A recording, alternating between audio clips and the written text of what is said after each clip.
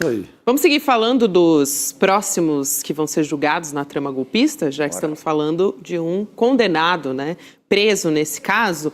O STF deu início hoje à ação penal contra o ex-deputado federal Eduardo Bolsonaro pela tentativa de obstrução do julgamento do pai, do Jair Bolsonaro, no ano passado. Então, a tendência é que esse caso seja julgado praticamente agora, em abril, segundo as fontes que foram ouvidas pelo ICL Notícias. E o Eduardo, vamos só contextualizar aqui, caso você não se lembre, mas acho que todo mundo que estava aqui no Brasil, em algum momento, viu alguma ação do Eduardo Bolsonaro, alguma trama contra o próprio país. Ele usou o cargo de deputado, a proximidade com figuras da extrema-direita no mundo todo, principalmente nos Estados Unidos, para articular as tarifas. Aliás, ao longo do programa vamos falar sobre essa questão das tarifas do Trump, mas ele articulou as tarifas contra o Brasil, contra também sanções como figuras como Alexandre de Moraes, né, o relator desse processo da trama golpista que levou à condenação do pai dele. Então, agora chegou a vez do Eduardo Bolsonaro ser julgado pelo STF, gente. Ele foi para os Estados Unidos com essa missão, prejudicar o país onde nasceu. Ele comete assim, uma traição mais explícita desde Calabar. Calabar, na história da invasão holandesa ao Brasil, é até um personagem que deixa alguma dúvida, traiu ou não traiu. No caso do Eduardo Bolsonaro, ele foi lá com esse propósito. Traiu o país, lutar por a imposição de tarifas, lutar por castigos os mais elevados possíveis ao ministro Alexandre de Moraes. O papel dele foi esse. Então, chega a hora do julgamento, né? Importantíssimo que seja agora, que seja esse ano. É isso, Chico. E mais do que isso, é preciso que o Eduardo Bolsonaro esteja condenado para não disputar as eleições. Senão ele fica elegível. Ele pode ser candidato ainda a alguma coisa, porque ele não tem nenhuma condenação firme ainda, né? Renunciou ao mandato de deputado federal, portanto não teve um mandato cassado, que era o que deveria ter acontecido na Câmara dos Deputados, a cassação do mandato do Eduardo Bolsonaro, né? Ele acabou sendo desligado da Câmara por faltas, o que não o torna inelegível. Tá? Então, Eduardo Bolsonaro não está inelegível ainda. E que não dá o recado que deveria ter sido Tem dado. que ter condenação, porque só com condenação o Eduardo Bolsonaro vira ficha suja, senão ele pode estar na urna, pessoal. Nós estamos falando de um sujeito que pode fazer muitos votos ainda, porque é talvez a principal representação da família Bolsonaro, do radicalismo do bolsonarismo na eleição do ano que vem, candidato por São Paulo, pode ser. Então, essa condenação é importante, não só porque ela é justa, não só porque o Eduardo Bolsonaro tramou contra o Brasil, não só porque o Eduardo Bolsonaro conspirou contra o país, mas porque esse sujeito não pode estar na urna em 2026. Isso, e é importante você ter falado isso, porque aí fica com aquela sensação de não, tá resolvido, olha aqui, a gente já colocou panos quentes, tá afastado. Exato. É isso, e não, ele ainda pode voltar como candidato, e também, simbolicamente, é muito importante, teria sido importante que o próprio Congresso Nacional tivesse dado esse recado, os parlamentares, os colegas dele tivessem dado esse exemplo, mas agora que seja pelo Supremo. Não, foi um buraco deixado pela covardia do Hugo Mota e sua turma, né? Exatamente. Não tiveram coragem de peitar o Eduardo Bolsonaro naquele momento. Na prática foi uma renúncia, Chico, porque quando ele não, como ele não foi cassado, ele ficou ali esperando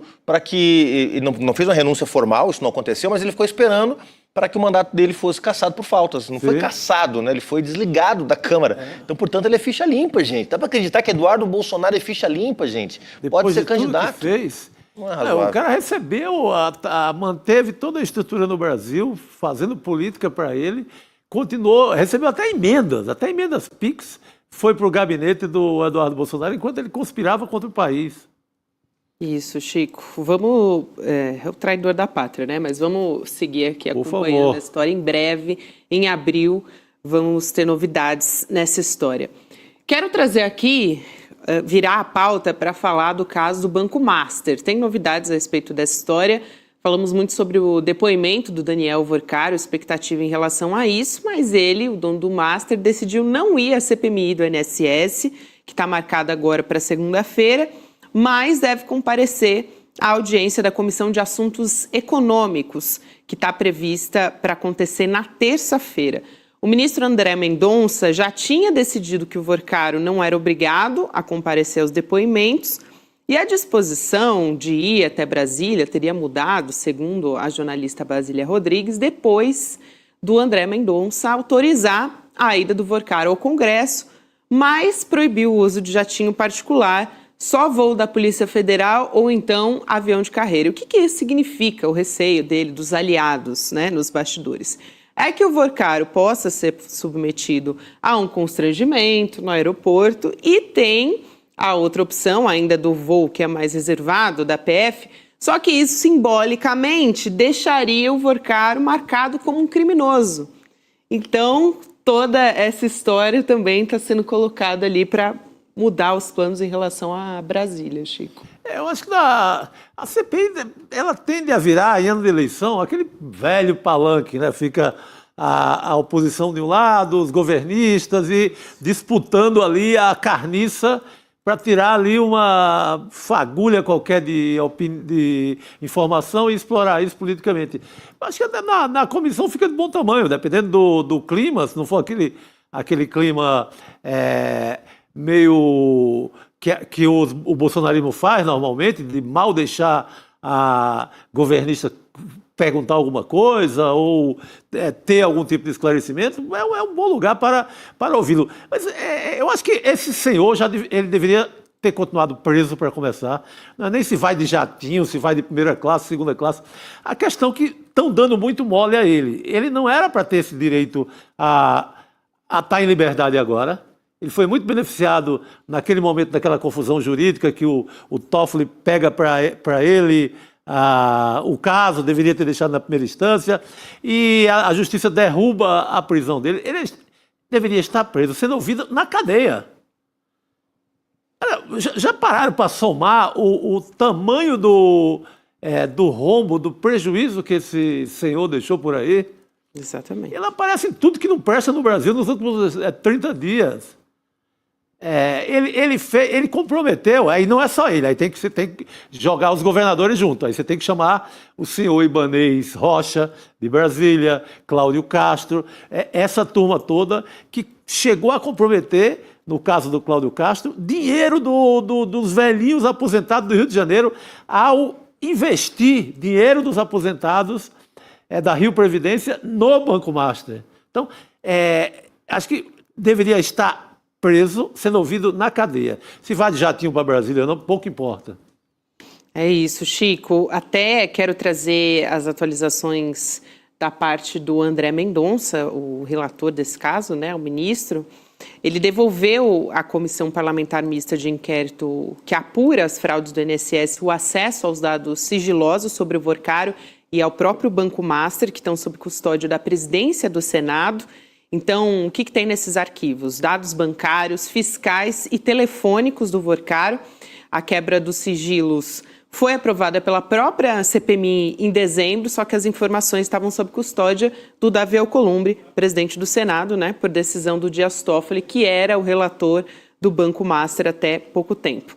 O André Mendonça também já tinha determinado a retomada da perícia, imediatamente das perícias e depoimentos do caso do Banco Master, e essa decisão também devolve autonomia técnica para os investigadores, só que proíbe o comando da PF, aqui eu estou falando inclusive do diretor-geral, o Andrei Rodrigues, acessar o conteúdo dessas apurações. Então, vou ler aqui rapidamente um trecho dessa decisão, que diz o seguinte: somente as autoridades, decisão do André Mendonça, tá? Que eu estou lendo aqui.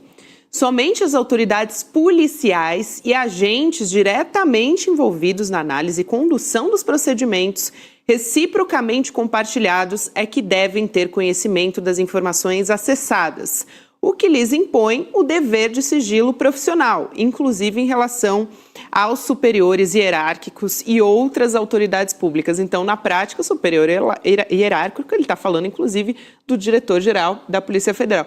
Mas tem uns recados aqui, né, Juliano? Quer dizer, fica ali com a exclusividade dos agentes que estão atuando nessas operações, das investigações, e ao mesmo tempo dá ao recado de quem pode estar fazendo os vazamentos desse caso do Banco Master, né?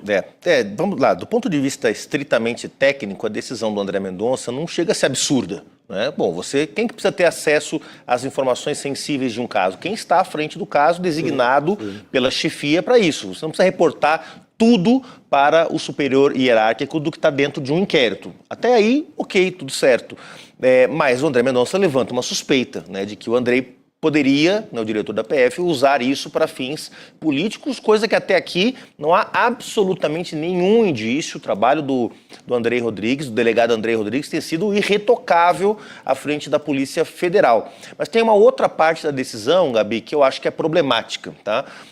Que tem a ver exatamente com abrir as informações do inquérito para a CPMI do INSS. Primeiro porque a CPMI do INSS não foi convocada para tratar de Banco Master. Sim. Foi criada para tratar da quadrilha que se armou durante o governo Temer e o governo Bolsonaro para roubar os aposentados do Brasil. Apesar disso, vai tratar do Banco Master. E o André Mendonça tira das mãos do Davi Alcolumbre, não que fosse o melhor guardião da República para ter acesso a esses dados, mas entrega para os deputados da CPMI, do Centrão, do bolsonarismo, que podem selecionar uma parte do inquérito e vazar essa parte do inquérito para a imprensa, que podem decidir que tipo de informação eles recortam para poder usar politicamente. Eu, pessoalmente, acho temerário que o André Mendonça permita que a CPMI tenha acesso ao conjunto do inquérito, que pode, inclusive, atrapalhar o trabalho da Polícia Federal.